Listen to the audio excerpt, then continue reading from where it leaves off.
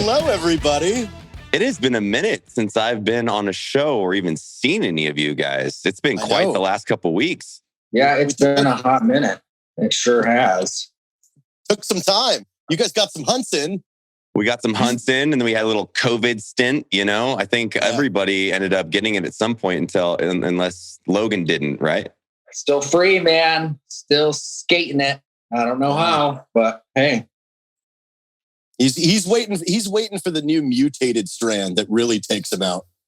Yeah, for the super COVID. Did you, Evan? I think you and I had very similar symptoms, right? You were just kind of like feverish for a couple of days, lost taste and smell. I don't know if you lost taste and smell. I did, but then I was just tired for like a week and a half, and then I was good. Yeah, I didn't lose taste and smell. I didn't get a cough. I literally, this is my one cough from COVID. That's what it sounded like. And I was down. Like I was really tired for like 3 full days. I had a bunch of muscle aches and pains and stuff like that. And then I was like a full 10 days of just dragging my feet. Like I went for, some walks and shit like that. And it was really difficult to motivate myself. Like normally I'm pretty easy to motivate. Cup of coffee, but I knew I was sick because I woke up. One morning I woke up and I didn't want coffee. And I didn't have coffee for 2 days. You might have cancer instead of COVID if you don't want coffee, bro. Yeah. Key indicator, buddy. Key indicator. What did you say? You went like 3 days without drinking coffee? Like you said that to me and that was the most worried I've been in 2020 or the last 12 months is when you're like, I haven't drank coffee in 2 days, man. I'm like, uh-oh, that's not good. Shit's going down. I had the weird ones. It was like not flu bad, like shakes, but I would wake up in the middle of the night and my whole entire bed would be soaked. And I was actually cold, but I was just sweating profusely. So I was just like fucking chugging Pedialyte. And then my wife was nice enough to go get everything. And she was crazy. She tested negative twice, so she didn't get it, then tested positive, immediately took another one and tested negative. So she got a false positive. And I'm like, man, these tests are so fucked up. Yeah. And I was in Salt Lake at the same time when Evan got sick and a whole bunch of people got sick during that. And so I drove back to Texas from Salt Lake and everybody around me was getting sick. And so I'm having this conversation with Trevor. I'm like, hey man, like, what do you think on the fitness thing? Like, should I keep doing my thing? Should I push it harder than normal? Should I take a couple of days off? And he's like, just keep doing what you usually do. Don't like overexert yourself. Don't tap your nervous system, but make sure that you're continuing to do fitness every day. And that's pretty much what I did. And like, I skated the whole thing. This shit's so weird too, because like Jared, one other guy, and Eli were all in our car because we got it hunting. We went out to a lease in the middle of nowhere with less than 10 people. We're out there with some Cryptech guys.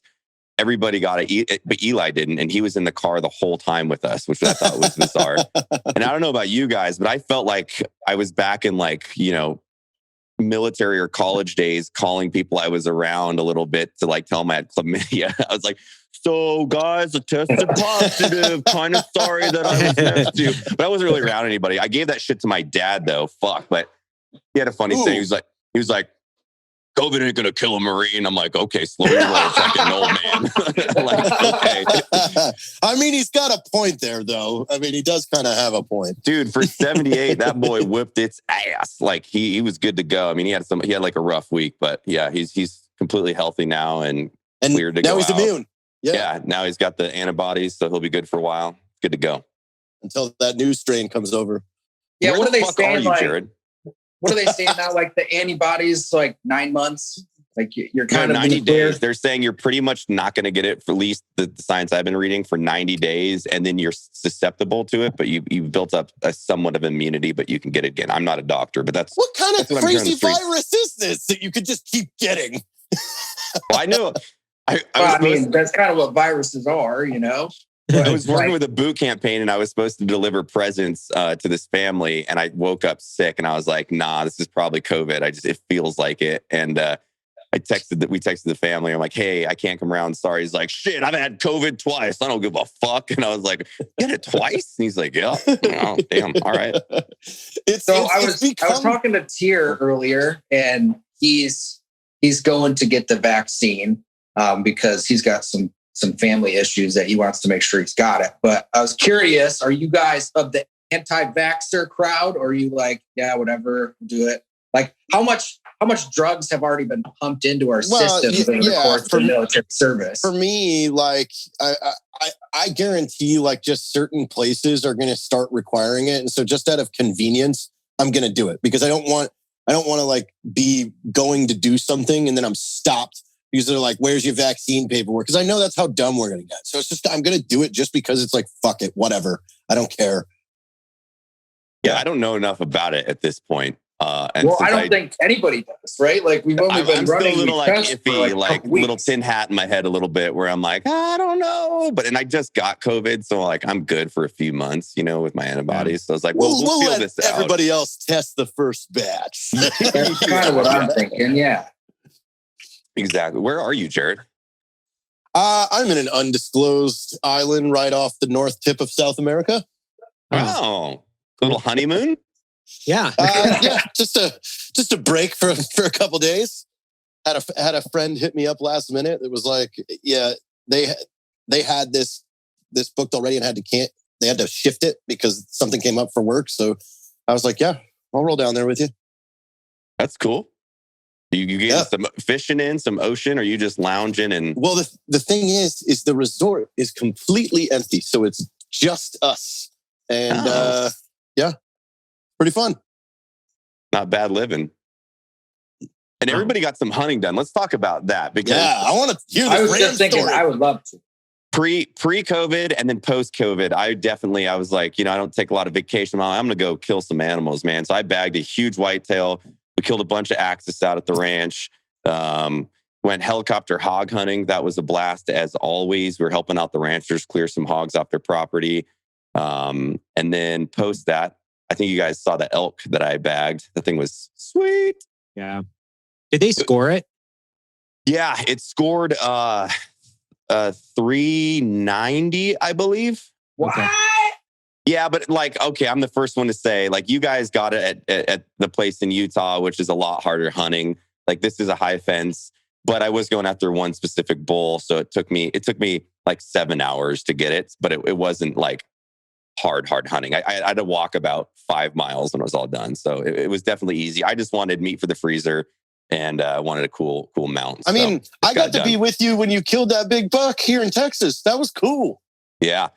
What, that red stag? No, I shot a big whitetail, and it's so funny because Jared had a few white claws in him because he wasn't hunting, and he's like, shoot that one, shoot that motherfucker. And I'm like, well, we're good. Well, we're going to wait for the one, He was itching for me to pull that trigger. I was ready for it. Yeah, so Evan called me, I think it was right after the new year, and he's like, hey, man, I need you to get with Bear Guide and go on this West Texas Aoudad hunt. And I'm like, okay, yes, sir. I'm fucking on it. I got it. I'm good to go. Yeah, so I called Trevor to see if he could go with me, but he went ice climbing with a couple of the other boys. And so I needed to do some logistical planning with Mr. Cole the Hole Kramer for our May grizzly hunt anyway. So I was technically on a work trip, for logistical purposes. And I've been reading Empire of the Summer Moon, which is a history of the Comanche Nation, which, owned a lot of the land in Texas here for a while. And you go, man, when I think of West Texas, I primarily think of just flat desert. And then you get out there and it's gnarly. There's steep, sheer cliffs, and it's just perfect territory for rams. And so I believe it was the 1950s, they started bringing in all these Aoudad rams. And so we got out there and we did the typical spot and stock sort of situation. You're kind of just glassing from distance. And it was so damn windy, man. It was probably 30, 35 mile an hour constant winds. And so all these herds of rams were kind of tucked up into these little ravines on the cliffs. And we would just sit and like kind of see if there were any good rams in there and then just do a spot and stock from there. And I ended up getting one. It was about 425 with a 28 Nosler. We had to do like a up and around sort of situation, not get seen, but man, it's just so cool. Like that terrain is so damn gnarly. After I shot my final shot on this thing, it immediately started tumbling down the cliff, and it got both of its horns got trapped up into this tree. And like it took 3 of us to just get it out of there because it got so tangled up, man. It was gnarly, like a perfect free range trip. Dude, That's that awesome. like that is my dream. Like the only thing I've always only wanted to hunt was a ram, and I don't know why. I think it looks so cool. Like that head that you got and those horns, like that is just cool, man. It's cool, but not as cool as walking into the processor and having bone off 390 pounds of elk meat, because that is pretty you're amazing. only gonna eat well in 2021. And my freezer was getting a little low after 2020. So I was like, things are open for right now. I don't know how crazy this world's going to get. I'm going to plus up a bunch of meat. So I'm stoked. I got a bunch of jerky too. I think I owe Evan like fucking 10 pounds of jerkies that I ate from him. I think I'll take some of that too. Thank you very much. Yeah. So we just, most of the guys out there, I'm like, you guys eat these things, right? And they're like, no, we don't typically eat them because of the species of ram that they are. They actually have extra tendons in their muscle. So it's not that it tastes bad, but it's just like incredibly chewy. So they don't typically eat it. And so Cole was like, no, we're eating this thing. So we just grabbed the back straps on it and like we just ate some of it raw right there, a la tartare. You ate Nice. raw Dad? Yeah, just a little bit, just a little guy. Okay. Well, when you're with this, so one of our guys, his name is Sterling, and he's this salty ass dude. He's been hunting cats since the early 80s, and he just started slicing them off and handing them out. I'm like, can't say no to that. If the old timer guide starts slicing raw meat, you got to eat the raw meat. You're like, I don't care. You're chewing it. You're just like, it's all good, bro. Really good. What's his favorite type of cat? Is it like a tabby or what's he going for? No, he really likes the Sphinxes, the ones without any hair on them. They're just real smooth. The Austin Powers Sphinx. Yeah, that's his go-to. Yeah. Dude, speaking about that stuff, my dogs, since we're just catching up here, my dogs have turned into like wild wolves. Like they haven't been eating food lately. And I'm like, God, why? They're just like not hungry. And Theo's all like chunky. I've been just finding dead animal parts. Like they've been hunting my acres and just like rabbits, squirrels, and they're like velociraptors. Like Theo chases it and Bremy runs and cuts it off. And I saw him do it. And like by the time I get there, they've already like gutted another freaking possum. And I'm like, I got to build like a fence for them not to do it, because they won't eat their dog food. They're like, Dad, I know it's like organic and all the good shit, but those bunny rabbits taste real nice out here in West Texas. I'm like, all right, dude. Or dude, South that's Texas. so weird. My Crazy. dogs refuse to eat their dog food. I'm like worried that they don't have appetites all of a sudden. I'm like, oh, maybe I've just been buying the same food for too long. But I wonder if they're just turning into carnivores like yours. Maybe that's the only justification I have for it, because they're not hungry and they're all chow hounds. And then I have to figure it out, because they've been like crazy. Like Bremy now jumps up on my trash can, puts her paws in it, opens it, nuzzles her nose, opens up the trash can, pulls it out, and then they feast. So like I had to like build a lock and like a little securing mechanism for my trash can. I'm like, these fucking dogs, man. Matt's dog's going rogue. But I'm like, when I'm home, they don't touch anything. They're just chilling. Then I go to like the gas station 10 minutes away and come back, and there's just like trash. And they opened like, you fucking crazy smart dogs. That's good though. Did Evan tell you guys he's getting a dog? Yes, we just heard. That's freaking awesome. Yeah, it's time. I think, you guys know, but everybody else might not know. I had this German short hair that was really kind of the company dog. His name was Carl. He's a full liver German short hair pointer. He's a incredible dog. He came into the office with me pretty much every day. I would forget him like half the days because he's super quiet. He just pretty much chill in place and, just sneak around the office pulling burritos off desks and things like that. He died. He died 3.5 years ago, give or take, and we since got a family dog for the kids, which is Dr. Beans PhD, not medical doctor. So don't ever confuse that because he doesn't know a fucking thing about medicine.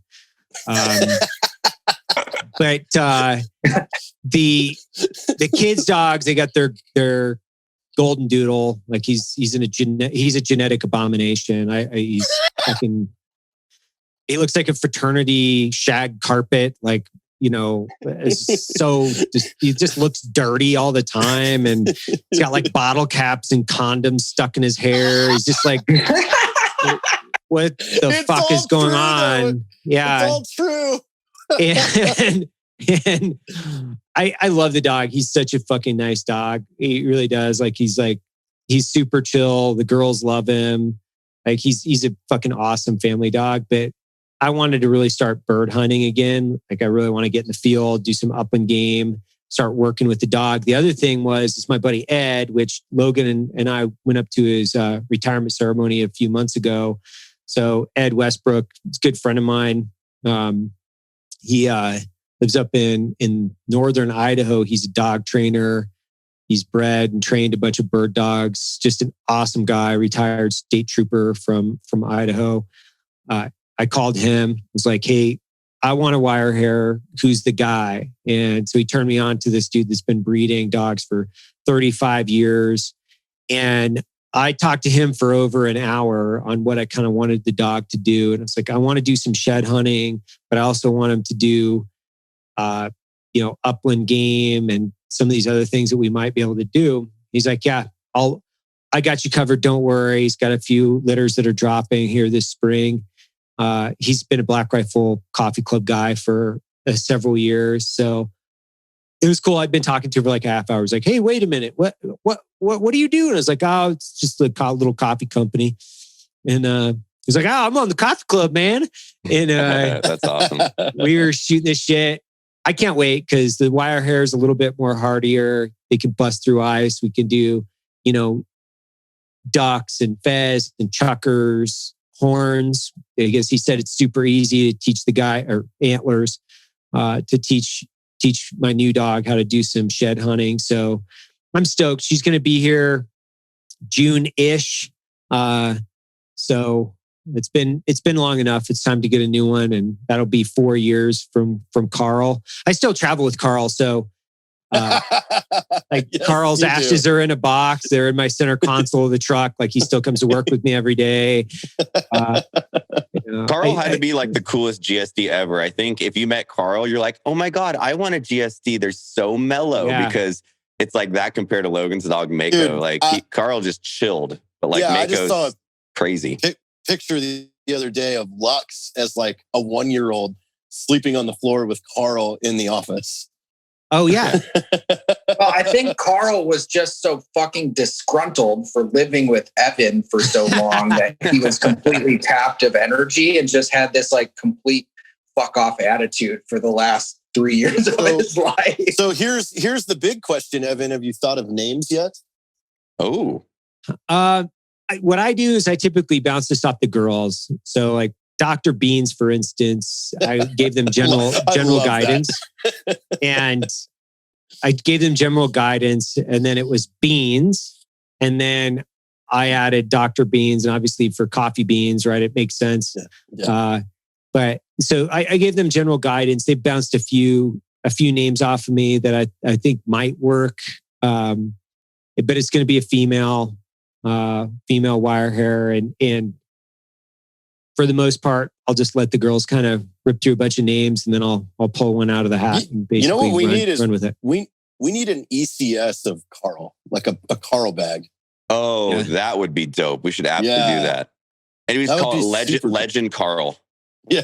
He has such a rich history with the company. Anybody that worked back in the day knows Carl like exclusively because he was there every day. Yeah. That'd be dope. Legend Carl.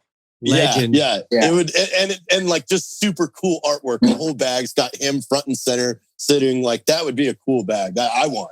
Yeah, if you did him like as a silhouette on like a mountaintop or something, and we'll get working on that. I want it now. Yeah.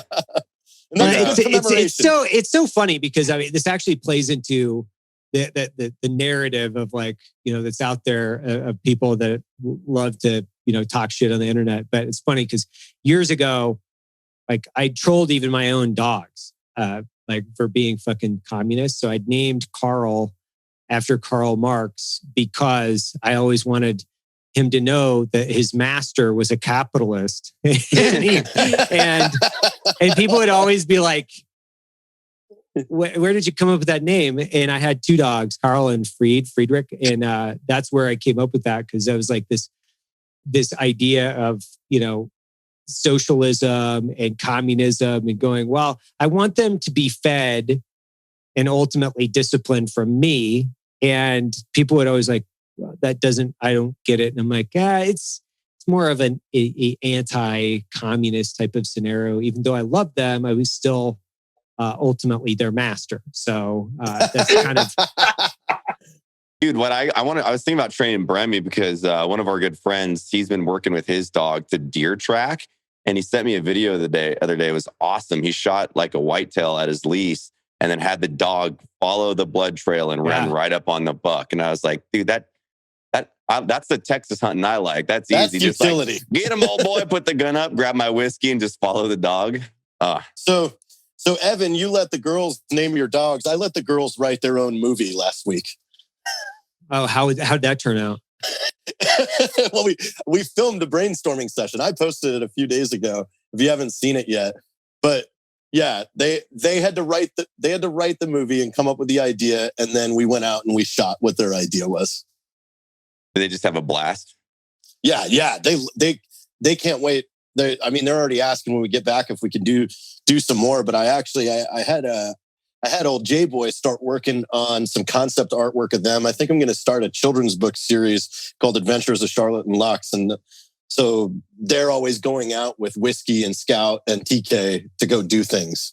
And then I'll have them voice because they're getting really good at let's specify. Lines now. Yeah. Whiskey is the cat. Jared's not giving his 6-year-old whiskey. Okay, we said to specify. All right. Yeah, see, that went way over my head. It was perfectly normal for me to say, oh, Charlotte and Lux are going out with some whiskey, Scout, and TK. They're going out to scout some whiskey. You're like, what? Are you sending your kids to the liquor store, Jared? No, they're just getting so good at being able to deliver lines now. When you give them the lines and you tell them exactly what you want to do, like Lux is on fire right now. Like she takes direction perfect. And I want to keep, I'm hoping Charlotte's maybe a year out from being able to teach her like rough editing. Oh, dude, wow. I got that from so many different people who watched the Bass Pro video that they were like, those kids, that was the best part. Yeah. Seriously.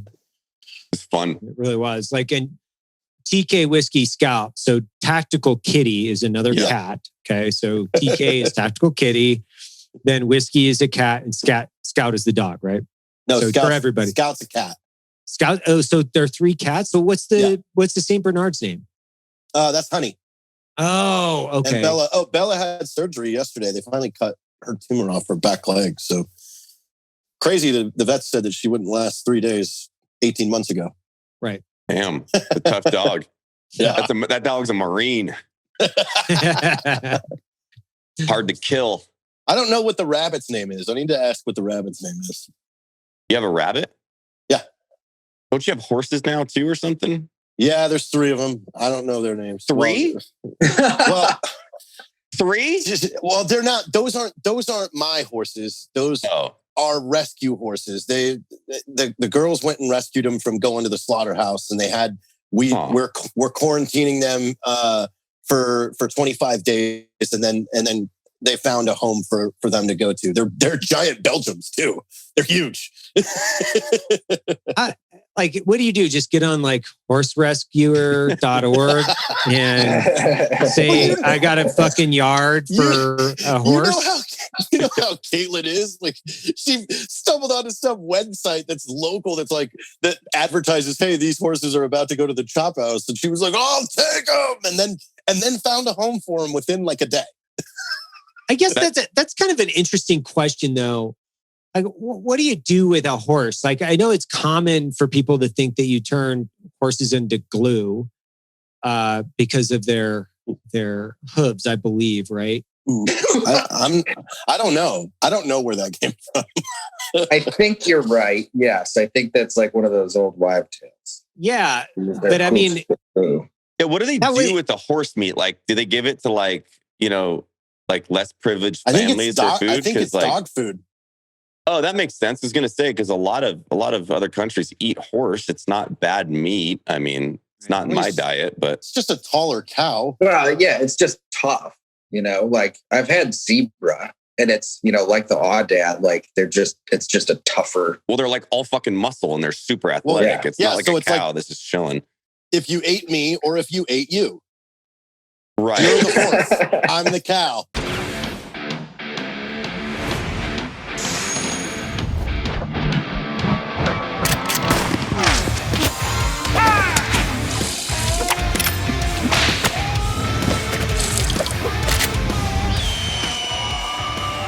No.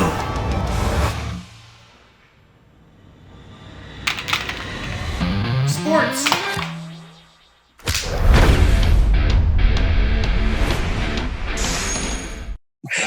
Yeah, Your words, Jared's not the mine, dude. Wagyu of the group. I am the Wagyu. yeah. I He's was definitely thinking about corn that the other finished. day. Like Corn our- finished.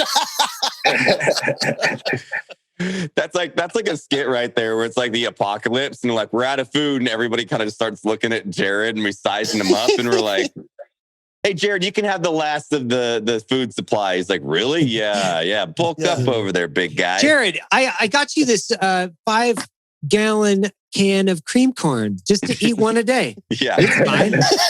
You'll like it. It's really good, And man. guess what? We hired a masseuse for you too to massage your And- meat. What? I mean, muscle. I know it's coming when you give me a half gallon of butter the night before. Yeah. Just eat this butter. We warmed it up in the microwave. Here's a straw. Yeah, It's just fine. drink the melted butter, dude. You know I would Oh. fall for that. Listen, I've got a new recipe I'm going to cook Evan when he gets to San Antonio here in a couple days, and it's called shrimp and spaghettios. What? That's not cooking. That's assembling. Yeah, no, you've got to saute the shrimp. Listen, I gotta call people out. Like I've been seeing all these Instagram cooking channels. When you assemble food, that's not cooking. Okay, people. You have to saute the shrimp first. That's cooking. Shrimp and spaghettios. I'm making them a whole bucket. Oh, Yeah. The problem is I only eat meat and vegetables, and so it falls way outside of my current criteria. Yeah, but this is part of it's a gift. You can't. Your diet has an exception when it's a gift. Not really. That's not the way it works. It's, I'm pretty sure.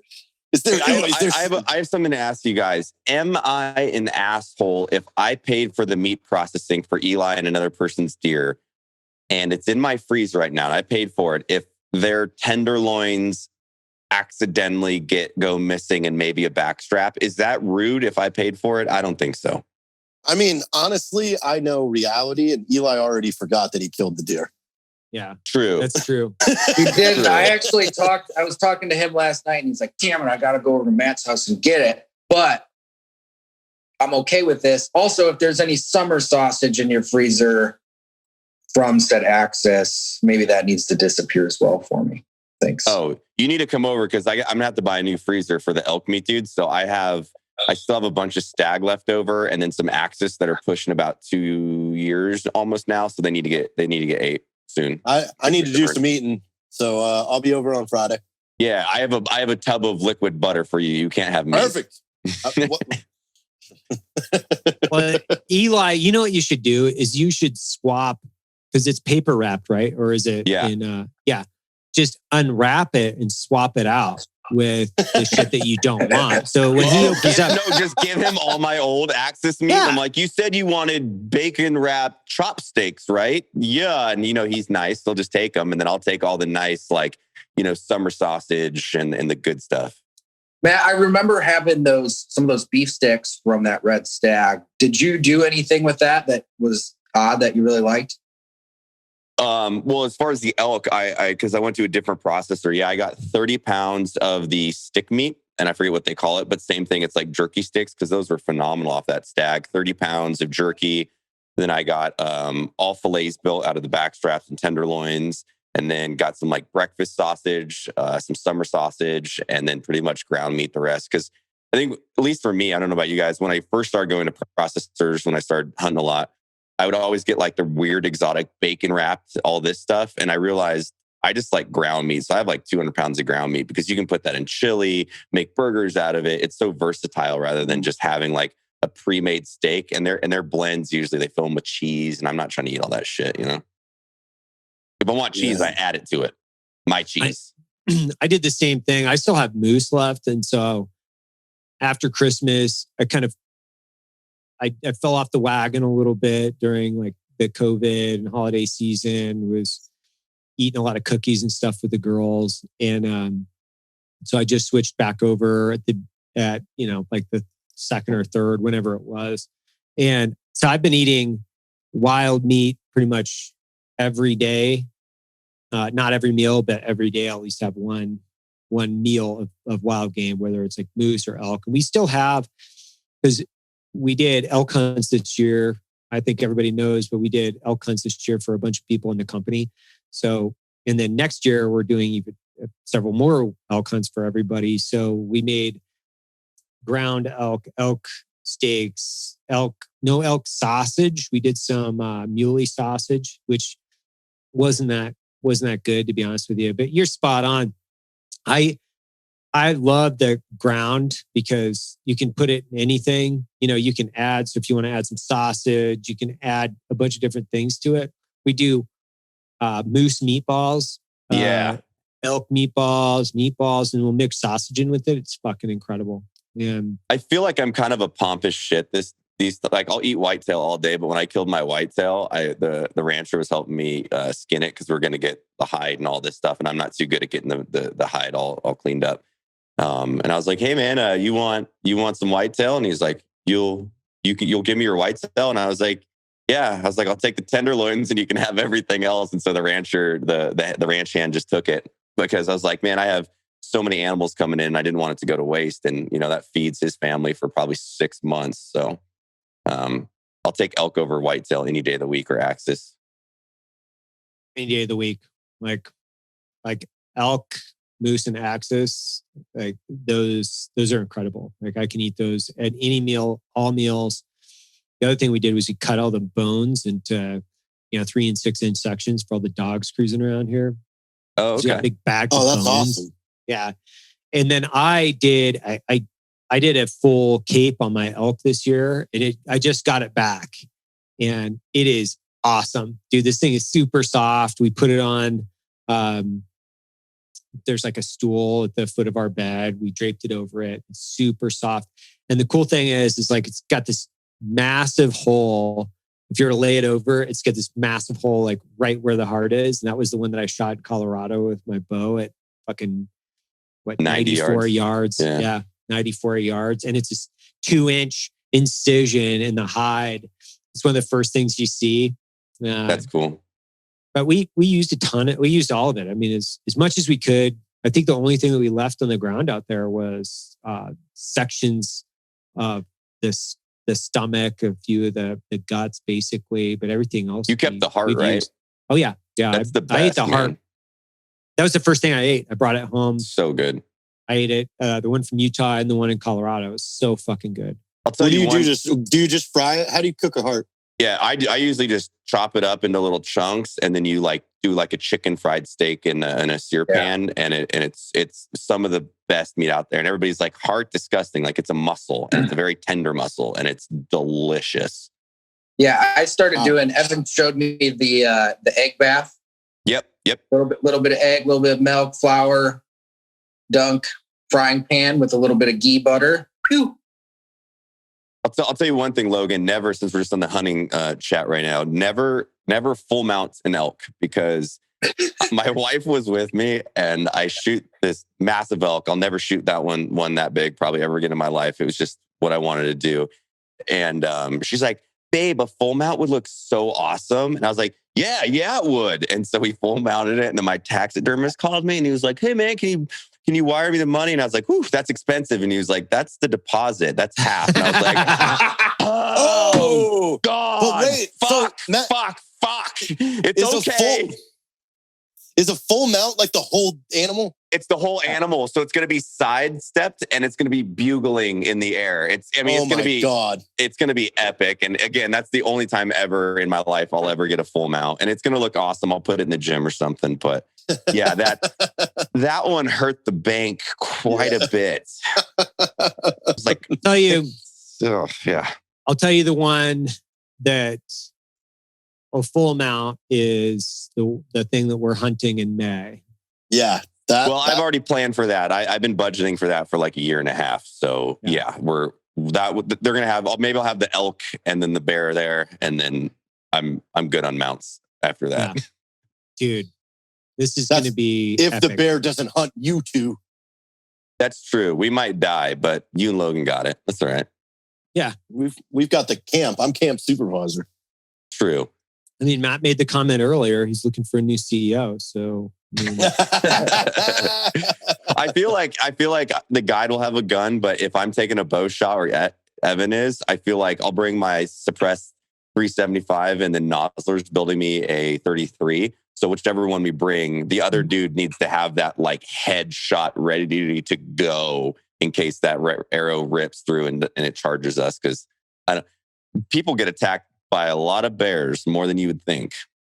Yeah, I was talking to Cole about this, and he was like, what are you guys going to do? What do you want to use? And I was like, I think, Matt, did you build a 375 to take up there? Yeah, I built with suppressed weapon systems. It's an integrally suppressed, ultra lightweight 375. I actually haven't shot it yet because ammo's been so hard to find, but I finally found the ammo. So I'm going to go zero that this weekend, I think. Ooh. But dude, that round, bro, is like, it is. Yeah. Well, and he was talking to me too. And I was like, man, you know what, Cole? I was like, I kind of just want to use your rifle. Like, I want, get that full entrenched Alaskan experience using this weapon that's been used for almost 2 decades or close to it to hunt grizzlies. I'm like, yeah, I want to pick that thing up and use that. And I don't know, Evan, did you make a decision between what you wanted to do, archery or rifle? Yeah, I think based on our time restraints and kind of what we're after with the three of us, it's going to be it's going to be easier for all of us to use rifle because we'll be able to hopefully all tag out essentially. But if I'm using bow, just in case we get real close. Yeah, I'm going to bring both. Trust me. Me too. I'm going to bring both. I don't want to leave there empty-handed. And if we're spotting and stalking brown bear, a lot of things can, end up not happening right. You can leave there not having it. And my concern with that is like, I don't want to waste an opportunity to shoot a brown bear just because I'm committed to archery. I don't have that kind of fuck you money just yet. I can't do that. If I got an opportunity, man, I'm going to send it. And if it's, 500 out, you got to be able to reach it. And just like my circumstance this year with elk, I could not, if I broke inside the 100 yard or, that 90 yard barrier, I couldn't get through the brush close enough to get a good shot with my arrow. I just couldn't do it. And I tried. Like, it wasn't as if I was trying. I tried fucking for 7 days. Could not do it. I kept bumping these things out and couldn't get a shot. So that was one of the reasons, which there were guys saying, well, you shouldn't take shots at 94 even. And there was a little bit of criticism out there because people don't believe in taking longer shots. And it was like, man, I'm super comfortable. I shoot out to 110, 120. We shoot, 3-4 days a week here at the office in the back. I just shot out to 100, literally a half hour before that. I was punching, 10-inch groups and, a heart is fucking 10 inches. So for me, I was really comfortable taking that shot. It was zero stress, zero drama. But I need to feel the same way with a rifle, 500 for these rifles that were taken is a fucking chip shot. You know what I mean? Like, especially with like a Mark V, a good piece of glass, spotter that can read some wind. Like I've been working with my Kestrel a little bit, like boning up on windage. Got a new Kestrel, so it can Bluetooth over windage onto your phone, so it automatically adjusts some of the stuff that you're doing ballistics. So I'm super committed, man. Like if I got to stretch this thing out, like if I got to stretch it out, I got to have the ability to do that. I'm not going to fucking lose an opportunity because, oh man, I got to be, as purist. I'm a purist in this sense, and I got to get close enough with my bow. It's like, nah, I'm leaving there with every opportunity I can take.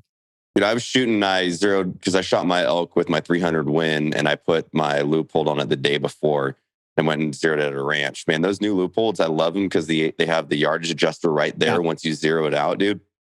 And the same thing, we couldn't get on anywhere close to those guys. I had to low crawl up until about 320, 330 where I took the shot.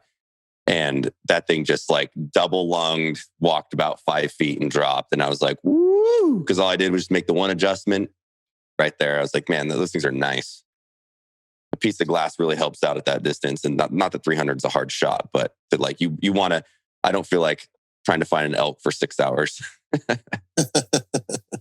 But no. And, given our talents and our previous backgrounds and the amount of shooting that we've all done, we all know how important it is for like, if you've got a good round and a great rifle, you can't waste the opportunity with a good round and great rifle with a shitty piece of glass.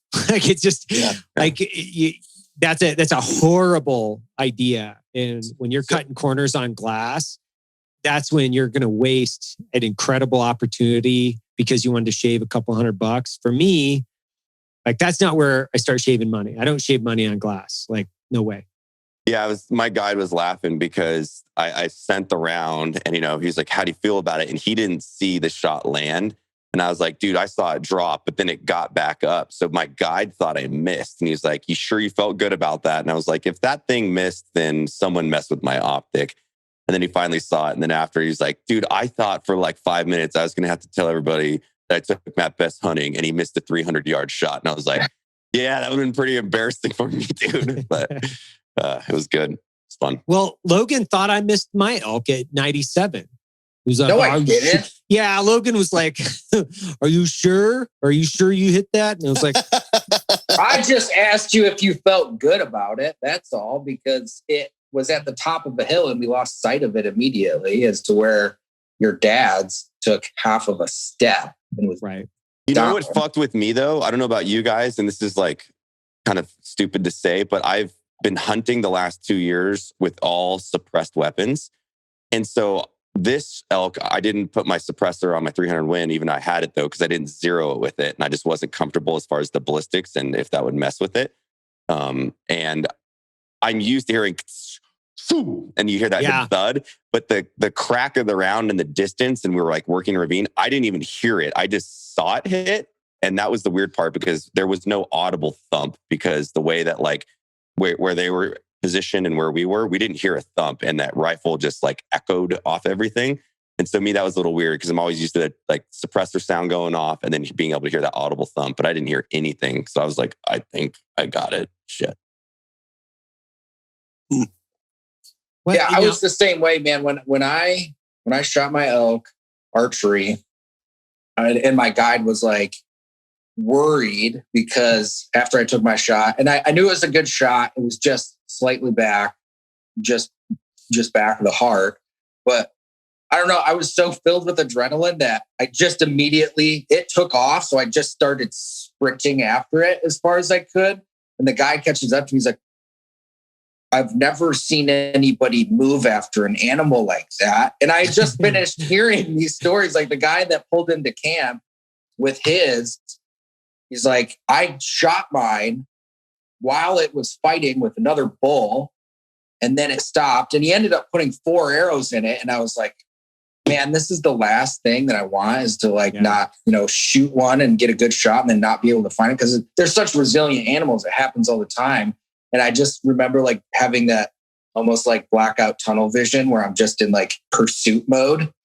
And even still, like it went 300 yards, but there wasn't really much of a blood trail. Really? Even with a good shot, yeah. Damn.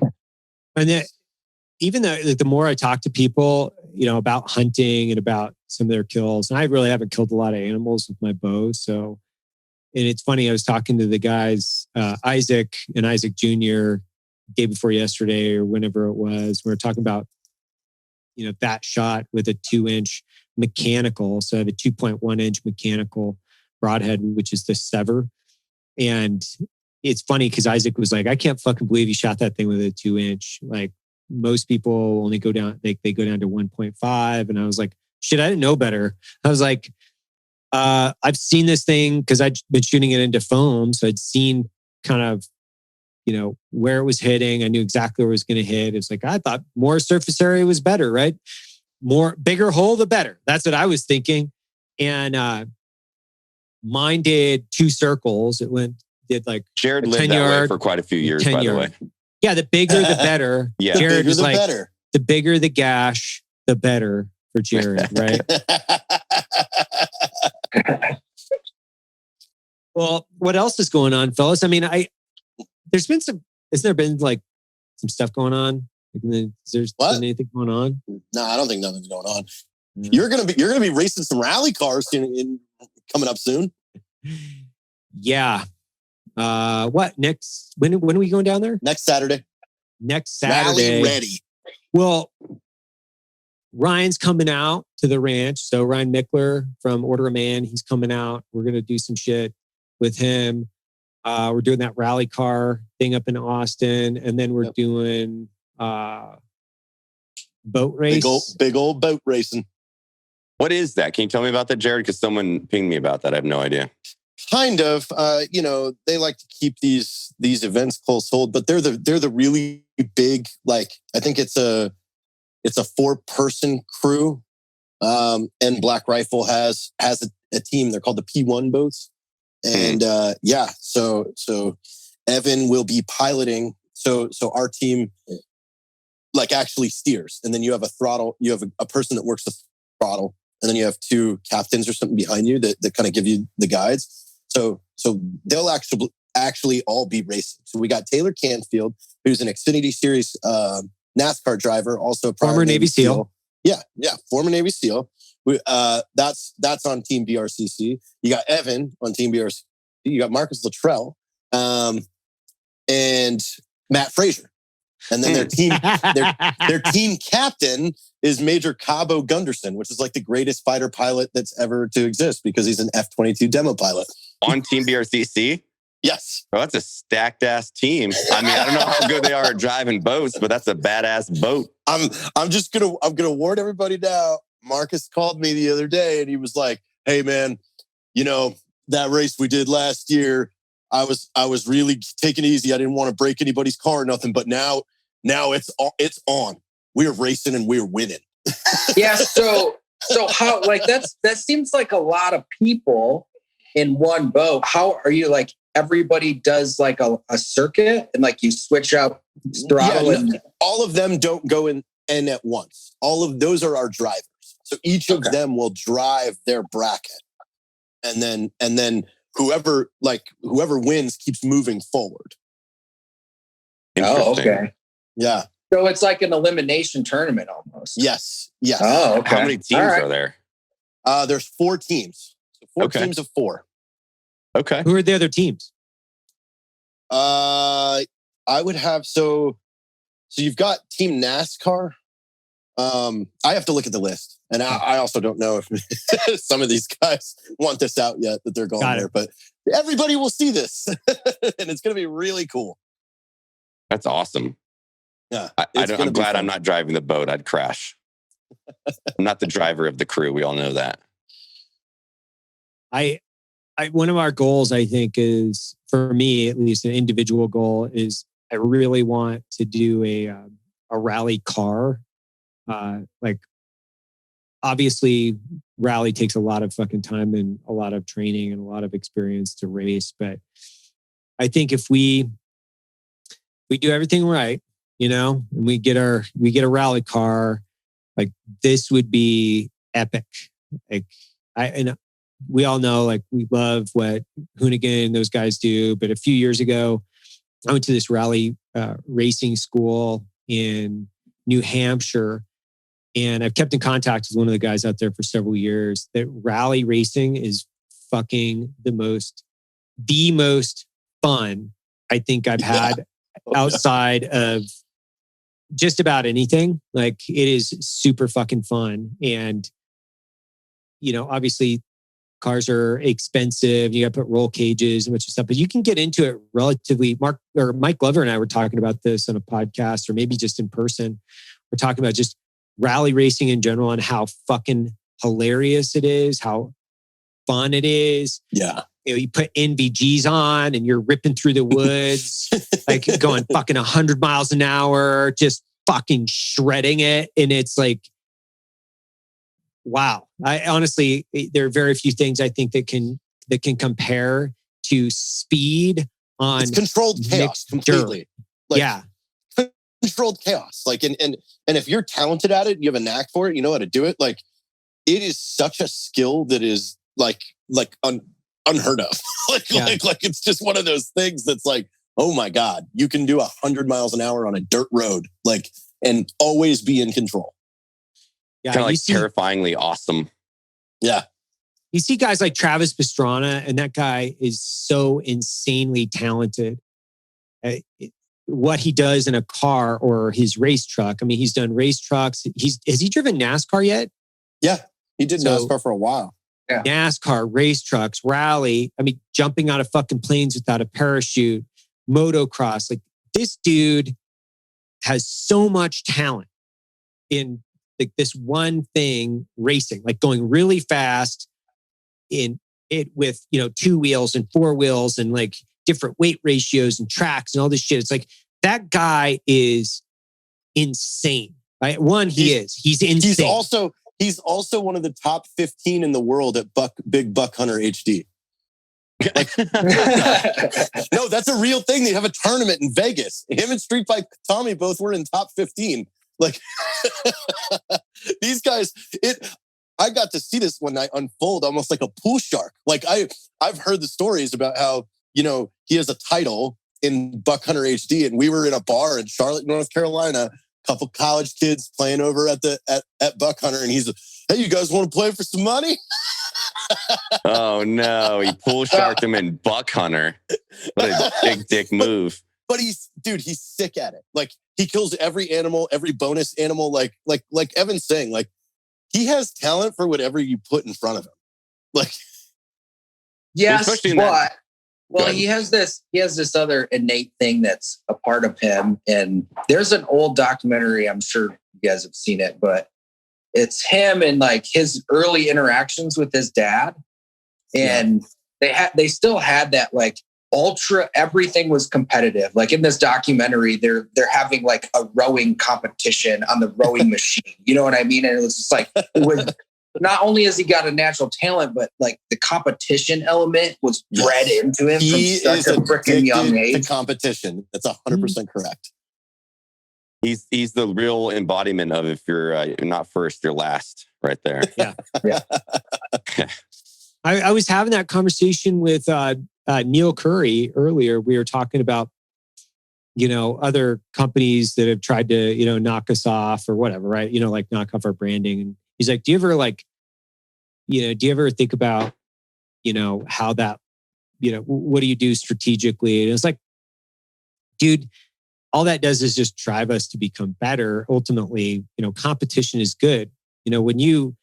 I like going to the range. I like shooting against other people, and I like making them fucking cry. Like that's the way it works. And, when you see the fucking sad face when the toes are on the line and you're fucking taking people's lunch money, like that is part of the game. That is like what gets us together, pushes us as individuals. It's, if I wanted to go to the range and have, a sub-second draw, that's like one thing, individual goals, but it's always fun, like go and compete against other people and that pushes you to become better, right? It just keeps pushing 100%. you to become better and better and better.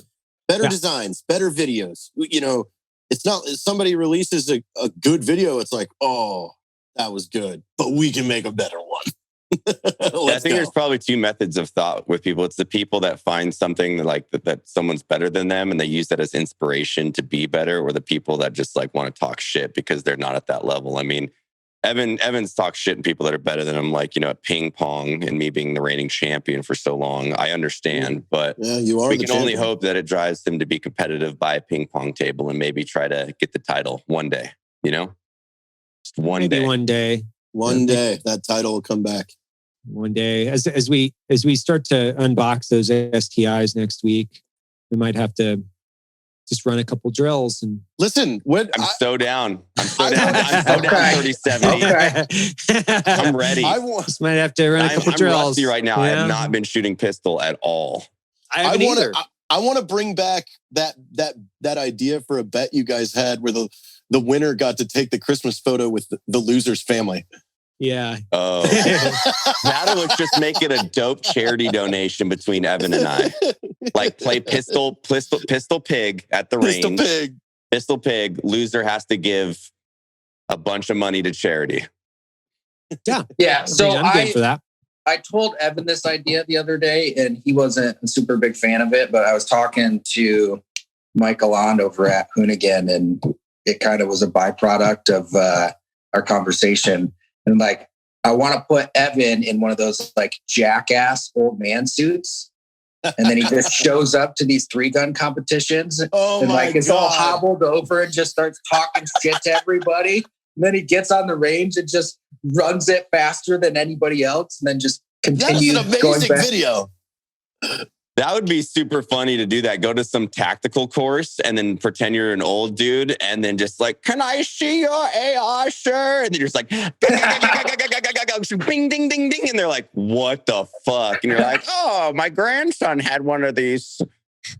It's just like a lever action, but you don't have to do the thingy, you know? Oh, I'd be better, but the arthritis has crept into my knuckles pretty bad at this point. And you don't even got to line up sights. You got this little red dot. I just put it on there and pull the trigger and it hits. All right. Oh, dude, watching him run a 3-gun match as the Johnny Knoxville old man costume, like that would be hilarious. I love that. I always want to do an old man suit. Definitely do that. Yeah, we should definitely do that because, I mean, it would be one, it would be super fun. Two, it would be like really entertaining. So I'm game. I think, that's going to force me to go out and shoot a little bit more. I guess it sucks to be me. Yeah. I guess we do have a range in Texas. Woe is me. Woe is me. Kind of like, hey, Logan, you got to go on this hunt. I really need you to pick up. Dude, I need you to take this hunt for me. But I'm sorry, man. I'm sorry I'm dumping it on you last minute. I'm so down for this pistol challenge. If we have the SDIs and we want to open them up, man, like just pull it back, the steel plate, 3-inch steel or something, 6-inch at 100 yards, see how many shots it takes. I'm hitting that thing first try. You know I am. Do you want to put $1,000 bet on that? Yep, done. It's a charity. Not to charity.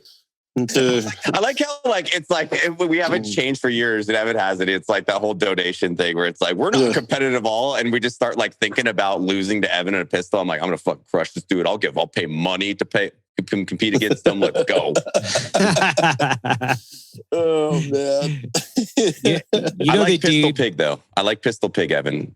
Pistol Pig is a lot of fun. I mean, those videos were super fun. They were really fucking cool. We had a ton of fun doing that too up at the range in Bountiful. Like that stuff was like, this stuff was rad.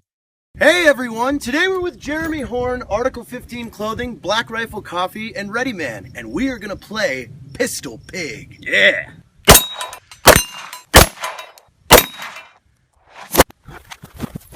The instructor zero. So we're all tied up. But I'm going to fucking take this to the next level. Okay, I'm down. I call this the bear spray bullseye. Oh, fuck.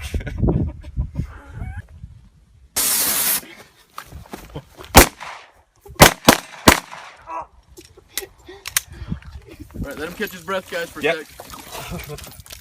What's your medical opinion? It's a horrible idea. Yeah. Oh yeah. I lose. How's it feel right about now, Evan? Oh, it feels fucking awesome. So we all quit the game pig. Sorry to tell you that, buddy. Yeah, you win. You win. So I think it's time we probably Go back to the gun range. What would be the next step? Like that old bear mace video. I want to see Evan sacrifice. What would be the one upsman on taking bear mace to the face? We just shoot Evan in the foot. We know we said that before. I gained so much respect for Evan that day because I was driving the ATV back and the wind's hitting him in the face and he's just like completely in his zen moment. And I'm like, how you feeling? He was like, it's really fucking terrible. And you could tell he was at like a 9 out of 10 in pain, but he was so calm and collected. And I was like, okay, this dude doesn't even want to show weakness in the armor, but inside I know he was fucking dying because he ate that bear spray so close. I've got all my cell phone footage of me being his milkmaid, just pouring milk all over his face for like 20 minutes. Pain level. I don't think I've ever asked you, Evan, pain level on that bear spray.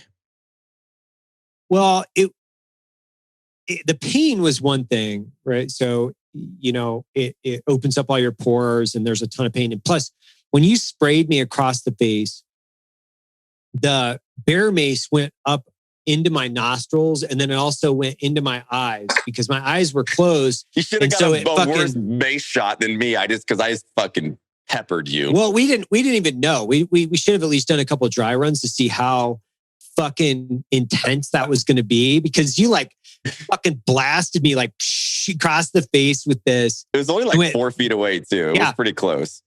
And so it went into my nose and into my, like through my eyes that were closed. So what was happening when we were driving down the hill is that wind from the ATV when we were driving was really amplifying the pain. Yeah. And amplifying everything about it. So remember, I was like, hey, you're going to have to stop for a second. Yeah. Because I couldn't breathe. So my biggest concern at that point was if I can't breathe, I'm going to die, even though the pain feels horrible, one of probably the worst pain of my life. I was more concerned with losing my ability to breathe because that meant like, well, I'm dead in, a few minutes. So as the wind picked up, I couldn't breathe. So that's when we stopped. And I think you might have even said like, where does this compare? Even then, I might have been like, it's like the worst thing that I've ever. Worst day of my life is what you said. Yeah. But I knew, and we talked about it, I think a ton of times, but I knew it was like, man, you take a full fucking like face paint dose. Yeah, you didn't get misted, right? Because we all had coughs from just the mist in the air, and it wasn't like it was in the general vicinity. It was a direct bear mace shot to the face, covering your whole. I mean, there's video of it. You can see it. We'll have Matt just throw in that clip just over and over as we're talking about this. Yeah. So I'm curious, like why milk for the relief process? Were you guys like, oh, it works for hot wings, so No. Yeah. I think we were Googling it like we had some stuff ready. And then we started Googling it because Evan is in such rough shape. And it was like, okay, I think like the casein protein in milk actually, will break down some of this pepper stuff. Because in my head, it was like the same thing when you eat something really spicy, like what helps? Bread, milk, because I think some of the proteins, I could be totally wrong, but like water doesn't help. Any carbonated beverage makes it way worse.